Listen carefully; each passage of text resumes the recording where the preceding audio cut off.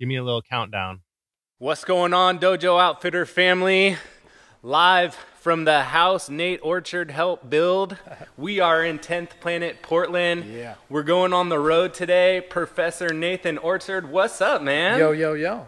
How you doing? Dude, amazing. Good, me too. Dude, thank you so much for coming on. It's the best. This is, I say this a lot, but when I was coming up with the podcast, my idea was to talk to all the black belts around the area, and you were one of my area dream guests. Thank you. Thank you. You are a huge name in this area and all over jiu-jitsu. And just, man, thank you so much for coming on. I'm so excited to... I'm happy I could, and especially to be at 10th Planet Portland, which I know is not usually where you film, of course, but no, I feel at home. Man, so for you, we go on the road. We take the show on the road. It's awesome. Dude, talk to me about how you first even got started in jiu-jitsu. Oh, man. You know, gosh, my buddy had Aaron Lindsay, had just come home from basic training in the Army, and he gave me an Army combatives book that had just some really, really basic stuff. And then, you know, so I was kind of like looking at that, and then we would just go kind of like Fight Club style out in the front lawn, like just beat the shit out of each other. I mean, he would beat the shit out of me because he was a lot bigger and stuff like that, but that was my first like introduction to, you know, real fighting and real jiu-jitsu. I suppose the first time I'd ever seen like MMA was actually UFC 6.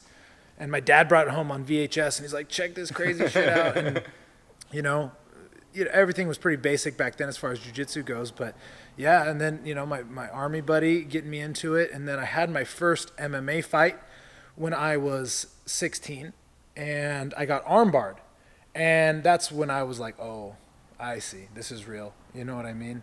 Because I thought I could scrap. I was a wrestler. I was kind of an angsty kid. But getting put in a nasty armbar, that shows you what's up. Yeah. You know, so that was kind of the harsh introduction to jiu-jitsu. But I wouldn't want a different one because it just instantly showed me how real it is. You kind of, I mean, anybody who knows you knows about your toughness. And you can tell from that story right there that you were just kind of ready to scrap right away. Tough and dumb are really, really closely. There's a fine line, so I'm not sure where I am on that side of the line, but yeah, you know, I guess I am known for being a little bit of a psycho, but you know, shit, dude. Anyone that's ever gotten good at anything is probably half crazy. Yeah. You know. So it's I actually got introduced.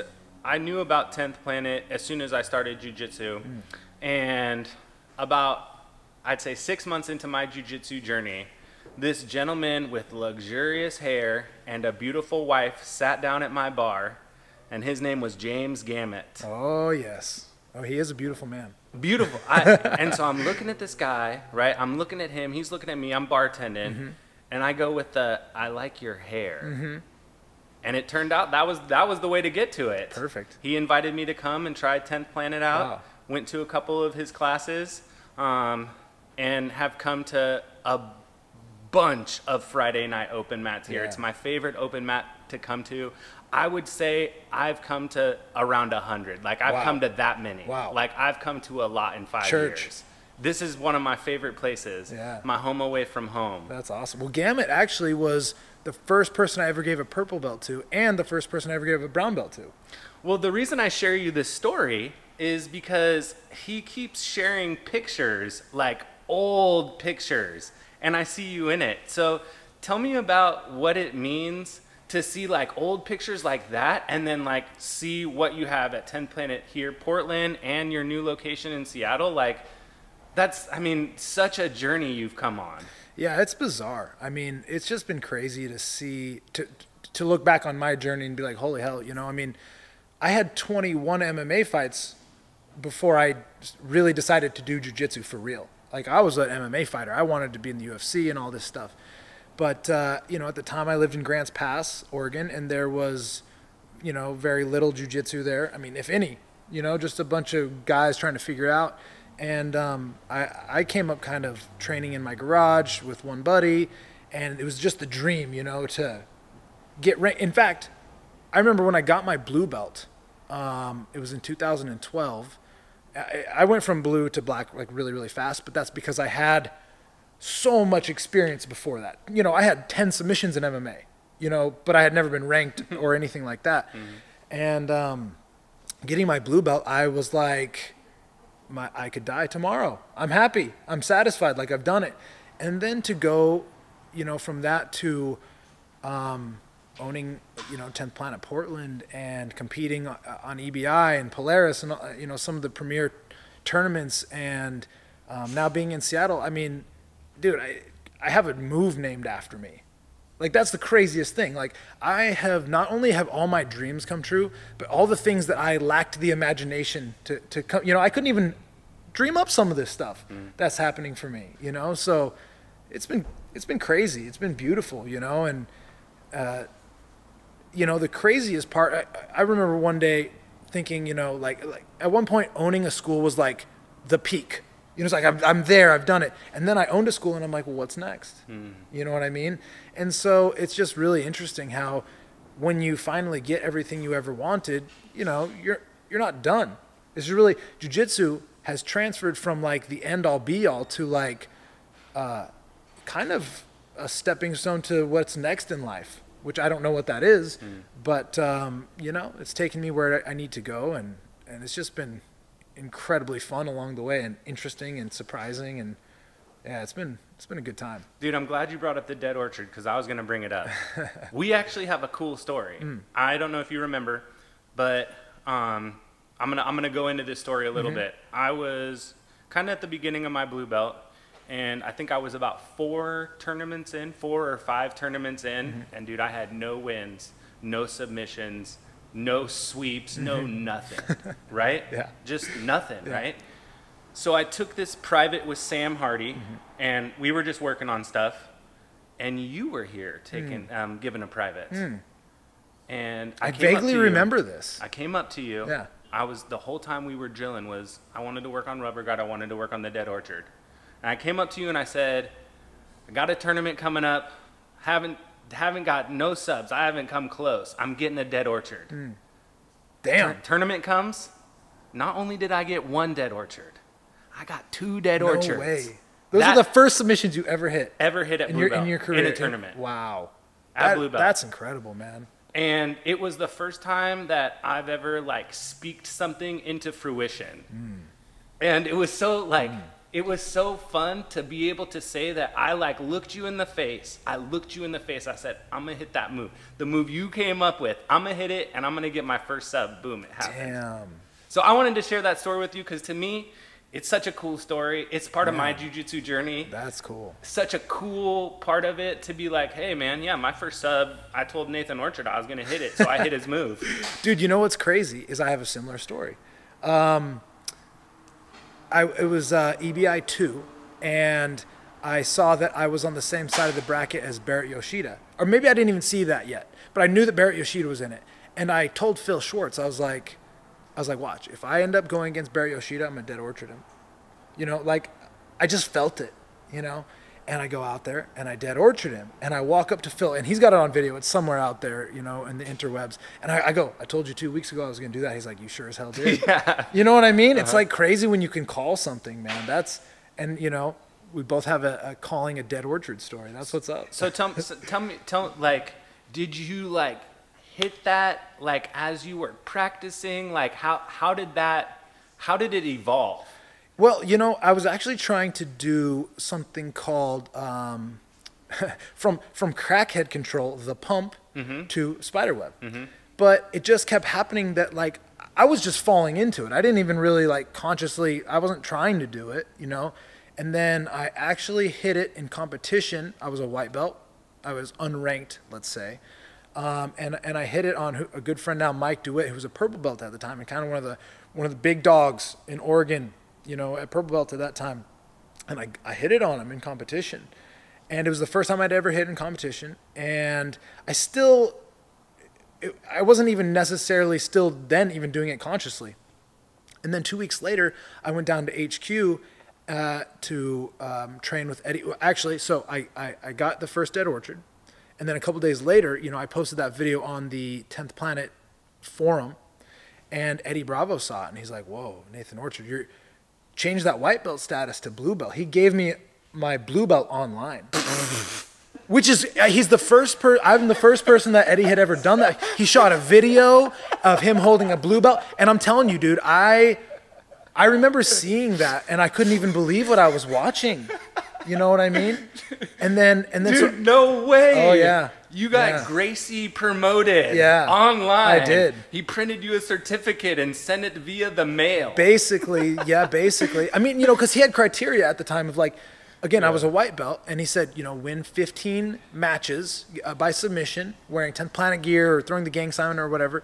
And I did that. I mean, it took me like about a year, but that was probably like my 12th submission, so I didn't even hit the full 15. But he just saw, you know, he saw that I was like not a white belt, you know. And so I get my blue belt online. 2 weeks later, I go down to HQ, and I dead orchard a few people, some really good guys. And that's when I started realizing, like, whoa, I'm consistently doing this move. And, you know, whatever time, I actually got my blue belt. So I was a purple belt for about 3 weeks. Or a blue belt for about 3 weeks. And then I got my purple belt. Time flies, man. Well, I went down, I tested, and I rolled against a bunch of, actually I had a test match against Gio Martinez at the time. Who, we were both blue belts. We stalemated out. But I mean, like, in test matches in front of the whole school, everyone sat and watched. I mean, I was tapping brown belts, you know? And so I leave with my purple belt, and that was crazy, you know?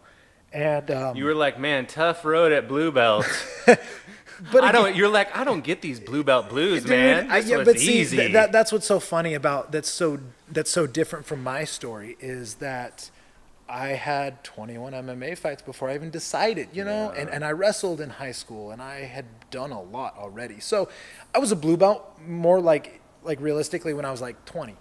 Okay, let me hold on. We're gonna get back to this, but you just sparked a question for me. Why don't people just give away belts to people that deserve them? Why in jiu-jitsu, like, dude, if you're a purple belt, like, aren't you a purple belt?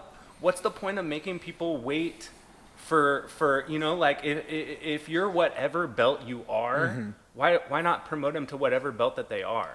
I mean, you know, yes and no, but just because someone has like some natural raw physical ability or they were a wrestler doesn't mean they understand some of the nuances. You know what I mean? And so, I think sometimes you should.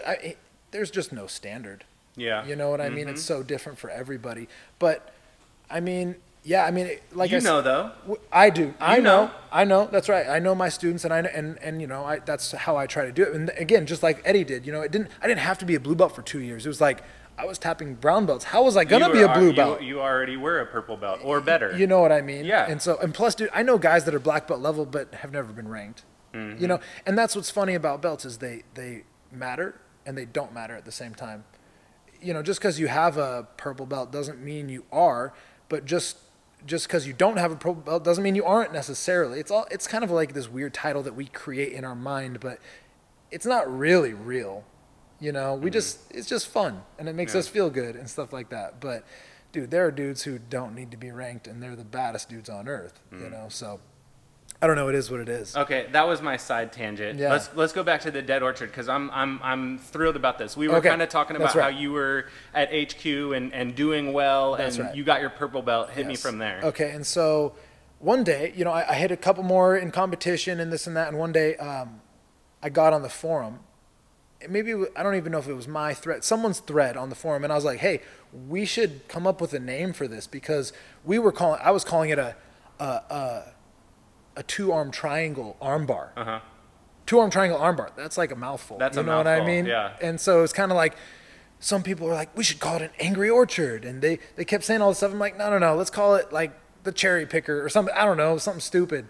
And then Eddie Bravo just gets on and goes, that was a cool Dead Orchard or something like that. And then boom, it just stuck. It was like, and the master has spoken. We're calling it Dead Orchard. Everyone be quiet. Yeah, basically. And it was crazy. You know what I mean? And I don't know. But, you know, I'm not the first person to hit it in history. Someone hit it in the early UFCs, 1, 2, or 3. I can't remember. And then you didn't see it again. And then another guy in 10th Planet hit it. We were both kind of hitting them. It's just that I kind of hit more big names sooner. And I just, you know, I kind of maybe popularized it. I definitely didn't discover it. Oh, I mean, I accidentally discovered it for myself, but it's not like I created it. It was already there. You know what I mean? Dude. But kind of like the rubber guard was always there, but Eddie Bravo systemized it. He cleaned it up. He made it something that you could articulate and pass on instead of just some random grabbing of your leg. That's kind of what I did with the Dead Orchard. You know what I mean? And again, you know, I've hit a Dead Orchard that night that I got Barrett Yoshida. That was the second one of the night. I hit 2 in EBI that night. And then I've hit 1 in combat jiu-jitsu against a black belt. You know what I mean? So, like, I still hit it in competition. You know, I hit it in ADCC trials, whatever it was, 2 years ago. You know, so, I mean, it's still one of my, like, go-to moves. Well, it's definitely hard to defend. That's what I've noticed. Like I said, I'm obviously... Especially if you don't know. Obviously, I'm nowhere near the level that you have it, but I like it. I would say it's one of my best submissions. For sure. But you can trap people there. I think that's what I love. I have the long legs. Yeah. And you're made for it. And I just trap people there, and then you can squeeze them down and take your time. You don't even have to be in a hurry. It's not really fun to be there. No. Actually, I've never really even been there, to say the truth. No one does it to me, you know. But dude, there's a Subway $5 Subway challenge out now for anybody who puts the Professor in the Orchard. I dare you.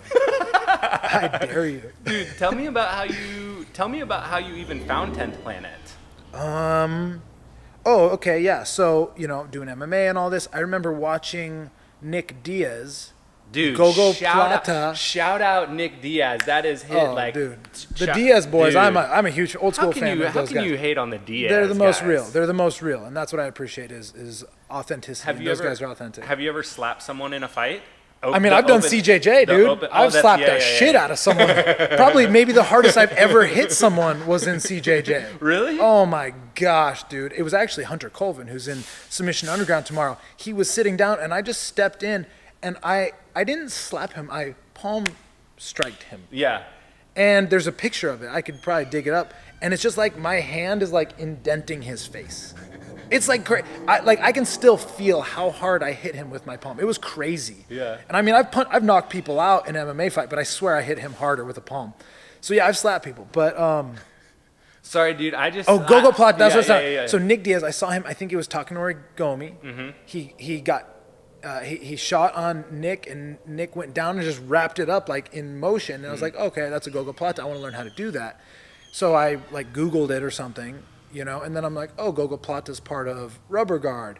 Oh, who created Rubber Guard? Eddie Bravo. Well, I didn't know that time Eddie Bravo for his jiu-jitsu. I knew Eddie Bravo from the early UFCs when he would do Eddie Bravo scoring. And he was like, I remember watching the early UFCs, and I always agreed with what he said, you know, because there'd be the judges' score, and then there'd be the Eddie Bravo score. And I always seemed to agree with Eddie. So I was like, oh, weird. Like, okay, this guy who's a UFC announcer is also a jiu-jitsu guy. Okay, I didn't know that. Oh, he kind of created Rubber Guard. Oh, he tapped out Hoyler Gracie. Oh, shit, you know.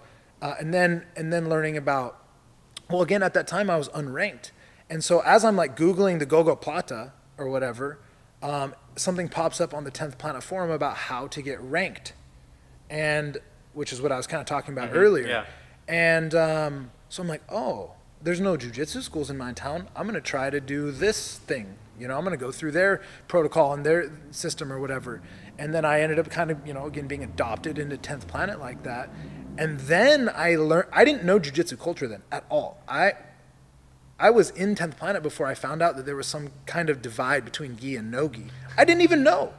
You know, I didn't know. I used to think jiu-jitsu meant guard. You know, like closed guard. I didn't know that jiu-jitsu was what it is. And so, yeah, to just like strangely discover, you know, 10th Planet that way. And I mean, when I look back, it's all so crazy how it worked out. And then it's what I've made my living off of for the last quite a while. It's a really cool story. So tell me about the first time you and Eddie like met face to face. Were you like, were you guys like boys right away, or? You know, I met Eddie there was an original 10th Planet Portland. We kind of like came back because a guy, he had opened it and then he moved to California. Well, when he opened it originally, I was a white belt, and I went to one of Eddie's seminars up there at 10th Planet Portland, and it was in, I can't remember where it was, but southern Portland somewhere. And dude, I was just a starstruck white belt. You know what I mean? And in fact, I did the most white belt thing imaginable you could do. Tell me. Okay, for example, I once gave a private lesson to a guy who all he wanted to do was show me what he was doing. And I'm like, okay, fine, dude. Like, you're paying me to tell me what you do? Okay, fine. I'm just going to shut up and listen. I kind of did that. I was like, Eddie, here's something I'm doing. A white belt, showed Eddie Bravo something I was doing. He's like, yeah, cool, man. And I'm like, cool. You know, I was all pumped up on it, which actually, the thing I showed him turned out to be something I still do to this day, and something I've made money off of because I actually won a match against like a 300-pound black belt. I was in Kuwait competing, and it's just a variation of the Gogo Plata. So looking back, it was a good idea, but it was like not very like the right etiquette to just a white belt show a black belt something. Like, just shut up, dude. Just shut up and go to the seminar and keep your mouth shut. But, you know, and I was just another one of the white belts in the ocean of white belts at that time. It meant nothing. And then it was a year later that I hit that dead orchard and that he gave me my blue belt online. And then, so like I said, I went down to HQ 2 weeks later. And when I hit the first dead orchard, I had long hair and a big old beard. Well, after I shaved and cut my hair, so I show up at HQ and he totally didn't recognize me. Like, you couldn't. I looked like a totally different person. And so he goes, it was crazy because when I showed up, the first day he wasn't there. It was Monday. But Junie Browning, if you remember him, was training at the time. He was one of the old Ultimate Fighter guys. And I rolled with him and I kind of tuned him up a little bit. But he was super cool, super cool. So the next day, I see him walk up to Eddie and kind of like whisper in his ear and kind of like point over at me. And Eddie Bravo goes, sir, what's your name?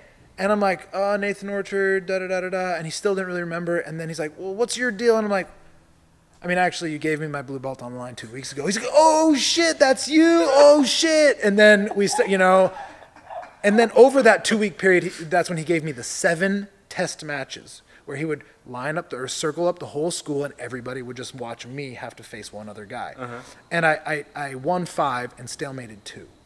You know, so that's how that all went. Dang. Yeah. And at the time, I swear to you, I didn't know I was good at jiu-jitsu. I had no idea because I was just doing it in my little town with my homie and I had nothing to compare it to. So when I was like tapping out UFC fighters and brown belts, it blew my mind. I had no clue. What do you think? What do you think it was that like made you so great at first? Like you said, I know you said the experience from the MMA. Is that truly the main thing that like kind of helped you, or was it your? Because dude, when I watch you fight, bro, you're fighting. You're there to fight. Yeah. Right? You're a dog. Yeah. Like in the nicest way. No, I scrap, dude. Yeah. I can't even help it. I literally cannot help it. You know what I mean? I just go out and it just happens, you know? I don't even try, you know? But I have no idea other than I love it. It's interesting. Yeah. It's beautiful. You know, I've actually, jiu-jitsu was, for a time, like escapism for me because I was like depressed or sad or scared or whatever. And I realized that when I was doing jiu-jitsu, I didn't feel depressed or sad or scared. And so I was like, well, fuck it. I'm just going to do as much jiu-jitsu as I can. So it started from, you know, a place of like escaping my problems to it then fixed my problems. It actually rewired my brain to not be depressed. It literally like changed my brain. Yeah. You know? It helped me a lot too. Oh, it helps. It's incredible like that, you know? And actually, I remember I realized like one way that jiu-jitsu really helped me was the first thing I had to do was notice that I was having a negative thought. Like, you know, I'm driving along and I'm like afraid to get in a car wreck or something. So I learned how to recognize that I was having negative thoughts, and then I had a pre-planned like happy thought, which my happy thought was getting my hand raised on the mat. So anytime I had a negative thought, I'd be like, oh, negative thought, stop. Happy place on the mat, getting your hand raised. And so I just like did that a lot. And so you kind of become what you think about, you know? And I thought about jiu-jitsu, I thought about getting my hand raised, and it just started happening. And all of a sudden, you know, I thought positively instead of negatively. You know what I mean? Dude, speaking of getting your hand raised, I think that obviously I'm biased. Obviously. You have one of the coolest celebrations for after subbing people. Tell me how that kind of came about. Well, yeah. I mean, look, if I'm going to be completely real about it, I was having sort of let's call it an out-of-body experience. I was having a really intense spiritual journey, and all of a sudden I just felt like a lion. And I was actually in Thailand, and I'm on this mountain, and I'm having my experience, and I just start like feeling like a lion, and I'm just like, lah! And I realized it's actually lion face in yoga, where you open your eyes and you open your mouth and you just let it all out. And it just felt good. I was like, oh yes, I'm a lion. And so it's something that just kind of helps me harness that lion mentality. In fact, there's 3 animals that I try to harness their energy when I'm competing. Okay. A lion, a monkey, and a snake. You know, I want to pounce like a lion. I want to roll like a monkey, and I want to strike and slither like a snake, and be wormy and you know, hard to get a hold of. And so that celebration, that's me like being the lion, you know.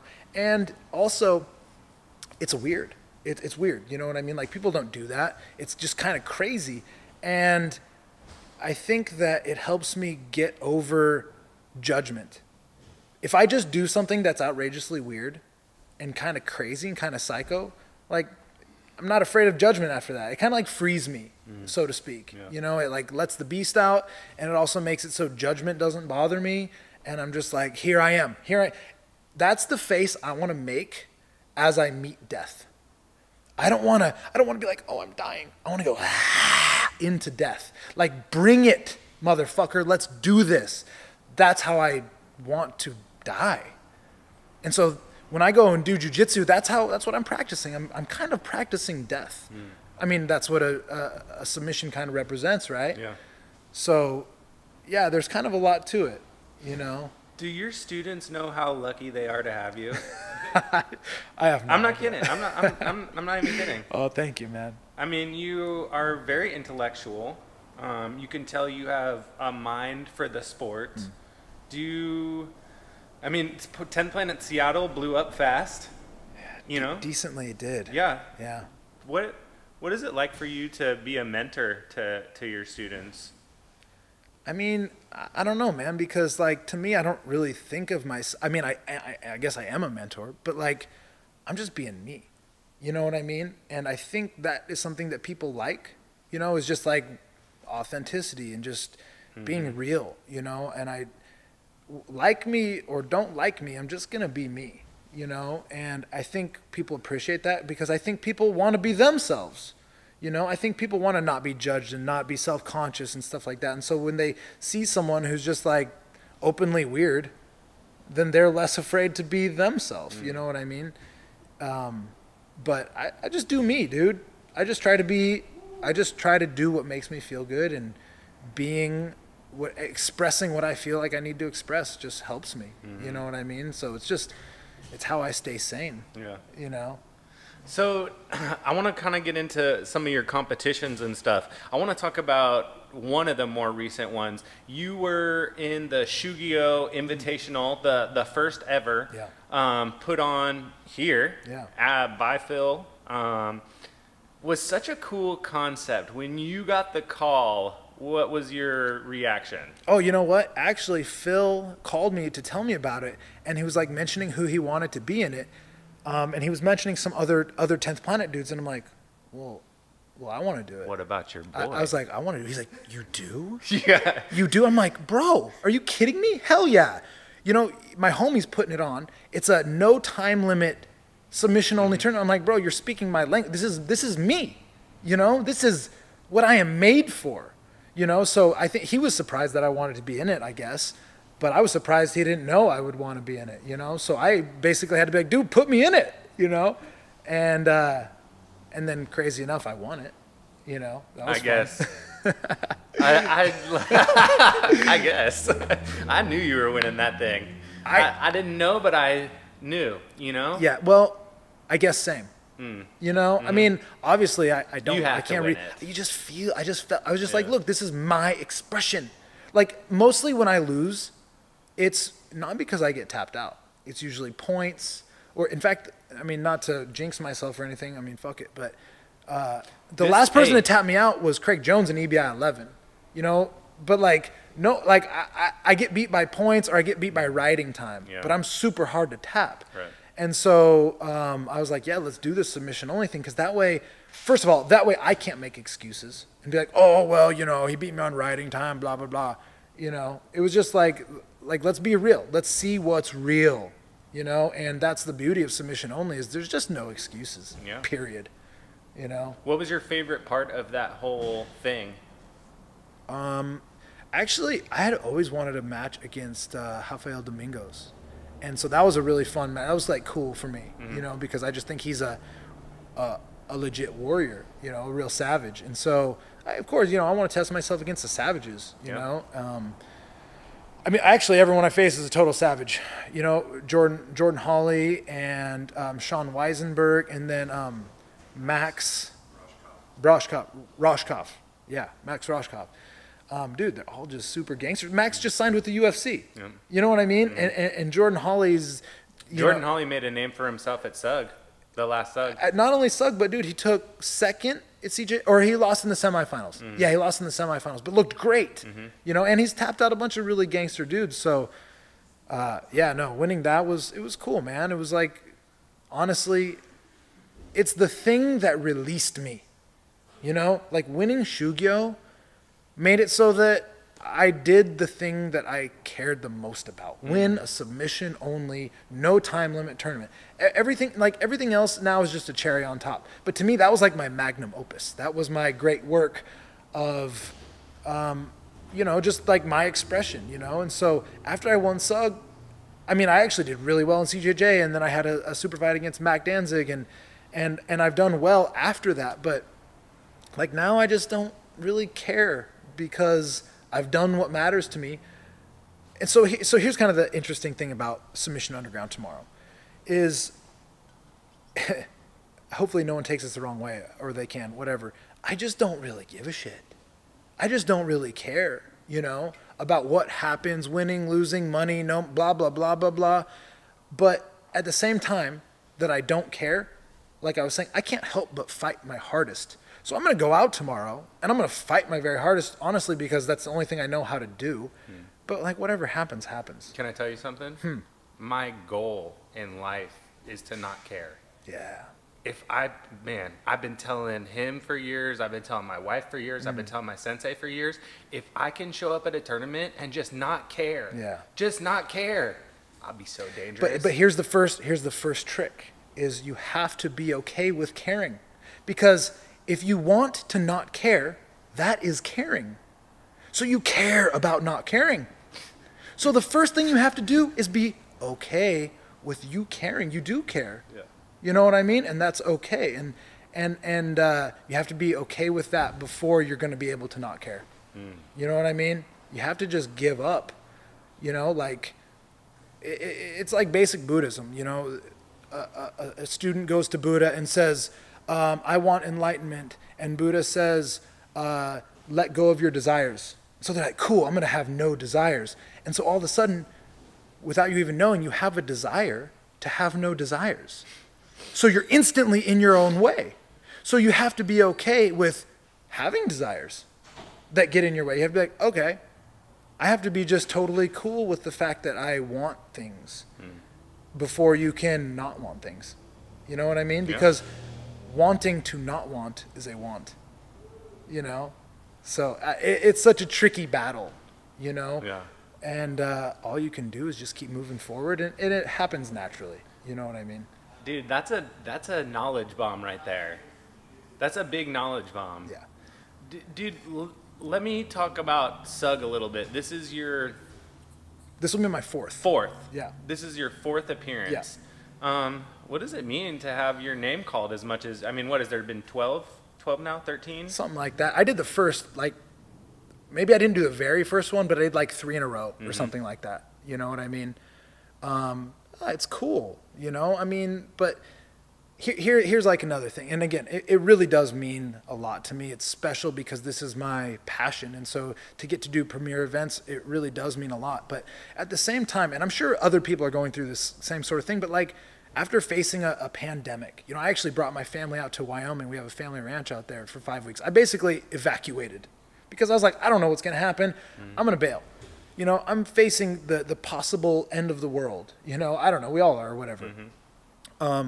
I have a family now, you know, and like the love that I have for my family makes my love for jiu-jitsu seem small, you know, like I still love it, but I love my family way more. They're a way bigger priority than jiu-jitsu. And so like, if you put everything in perspective, what really does matter? You know, does winning really matter? My family means way more. And after possibly the world ending or whatever else, what's the fear of losing a match? It's like insignificant. You know what I mean? So it's just strange how it matters, but also just doesn't matter at all, you know? And again, I'm going to go out and I'm going to fight my hardest because that's all I know how to do. But at the end of the day, like, I just want to go home and see my baby girl. That's what I really care about, you know? So just that, but at the same time, being free of that like need to win has actually helped me win. Because now I don't care as much because I'm like, my family's way more important than winning, but then I win more, you know? Whereas when I used to really want to win, I didn't win as much, you know? It's just crazy like that. So you just gotta you just gotta let go. Yeah. You know, but trying to let go is not letting go. Because trying is not letting go. You just, how do you authentically, truly, genuinely, sincerely let go? Honestly, only by, you know, doing over and over and over again. And then just through experience, you finally are, you know, you eventually do let go because you gain perspective. Yeah. Dude, while we're on it, let's talk about the pandemic a little bit more. Kind of, you were right in the midst of it right there in Seattle. The literal epicenter. I lived like 5 minutes from the nursing home that it first started at, Kirkland, Washington. I live in Kirkland. I was right there, right in it, you know? And then that's where the murder hornets were, which is whatever BS. And, you know, now we got the autonomous zone up there. Like, it's just wild, you know? It's wild. I don't know, but we are at such an interesting time. But, you know, I mean, geez, how boring would life be with no conflict? Yeah. You know? I don't mean to get too controversial here, but... Oh, let's do it. I was, in the last episode, which will come out before this one, I talked about, I'm a blue belt. I've only been in the game 5 years. But even I can kind of see where police officers are messing up with... kind of some of the ways that they're trying to restrain people, and I was making the case that cops need more jiu-jitsu. We need brown belts, purple belts, black belts out on the streets because I brought up something that Phil taught me about dead zones. Getting people in a place where that's it. You're not getting out from there. And my point was, why aren't we having more training for some of these officers? You know, is that something that you had ever maybe thought about reaching out and helping police officers? Or I mean, I actually work with Bellevue PD. I've done a couple of workshops at their training facility. I have a couple of the guys that come into my school fairly regularly. Man, it is a tough topic, but one thing is, like, I understand that the choking is scary. You know what I mean? And someone was just killed. But that wasn't a choke. That was not a rear naked choke. That was a knee on the neck. That's a totally different thing in itself. But I've been in 2 street situations. One time a guy was breaking into a store. I was able to, you know, I actually ended up taking it. I tried to stop him. He turned around, started trying to punch me. I took him down, took his back, and I put him in a rear naked choke, and I just held him there. You know, I had one of his arms wrapped with my leg. The other arm, I had a little wrist ride, and then I had my arm around his throat, and every time he'd struggle, I'd say, hey, I'm going to put you out if you don't relax, and then he'd relax, and so I'd relax my grip, but I would still hold him. Another time, I basically took a guy out really super fast with the RNC because he was fighting some bouncers at a bar. And the rear naked choke is actually the safest, least violent way to stop someone in their tracks. And so a lot of these cops are not allowed to choke people anymore, which understandably, sort of, because for the layperson, they don't understand. But is it? You know what I mean? Is it too much to like, obviously don't choke a 50-year-old woman, you know, but if it's a guy who's fighting hard, like, right. I just don't see how, like, look what happens if we don't choke them.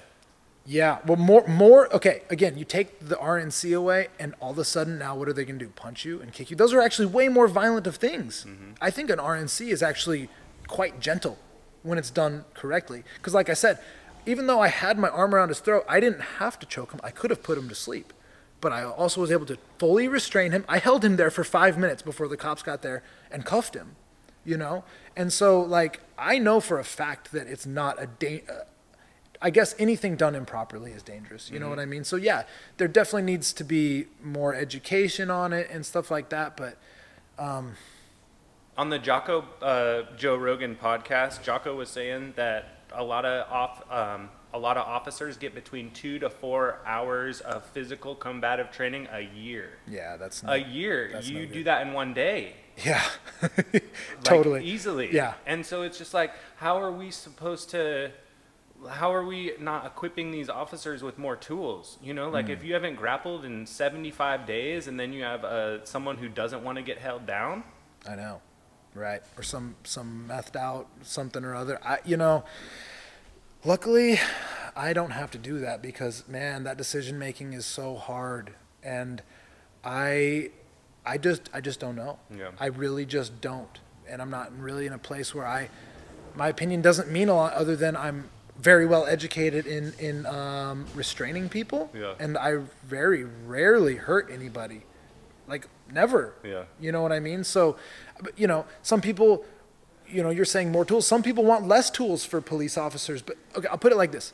When I'm injured, okay, and I'm really hurt, if someone were to attack me on the street, I have to use more violence because I'm hurt. So I have to do something, like I can't move,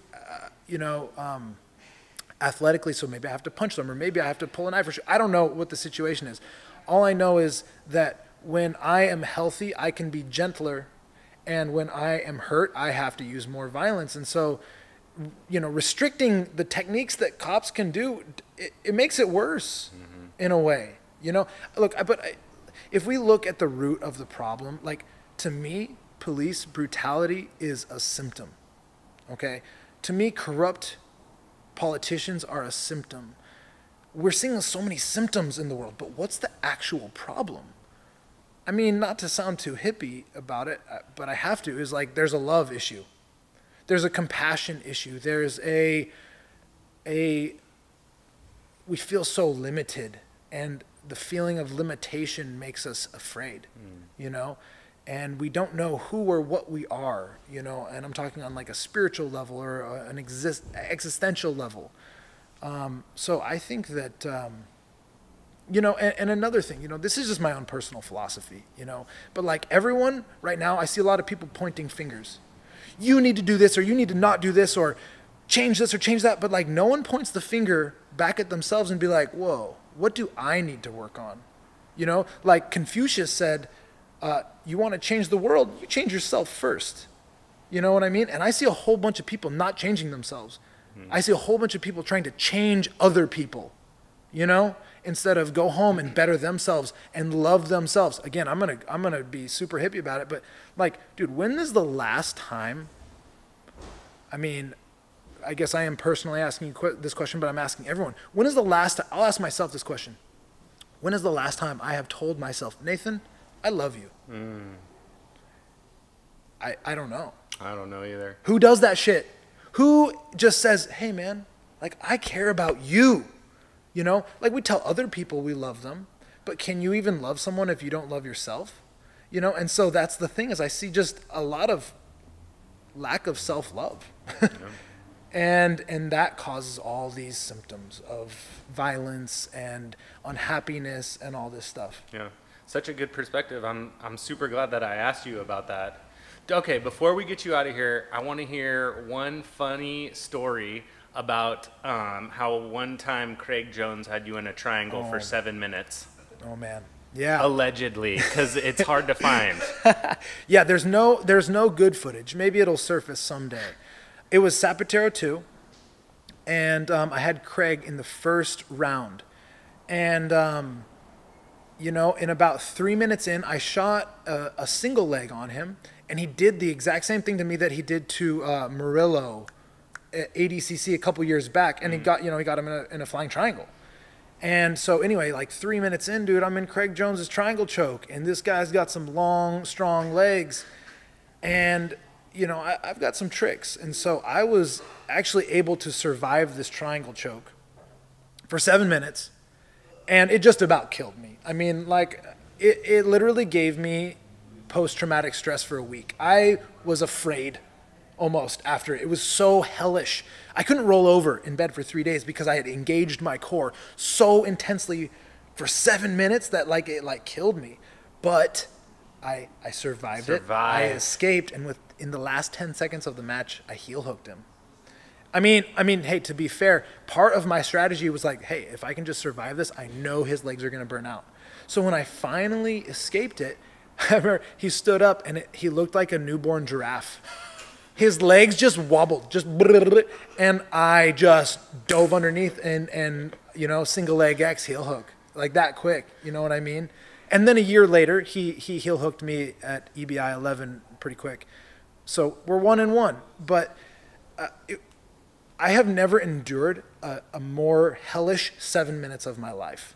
And I've done some pretty difficult things in my life. It sounds awful. It was the worst. It sounds awful. It was literally the hardest 7 minutes of my life, and it made me like afraid to do jiu-jitsu again for a minute because it was traumatic, you know what I mean? But someday I'm gonna release a video explaining how I survived that. BJJ Fanatics, what's up? Get your boy on there. Oh, you don't even know, dude. I got so many ideas for instructionals of stuff that like I don't think anyone has seen. You know what I mean? Like, sort of, but also not really. I play a weird game. I do some weird stuff. What's up, Bernardo? Yeah.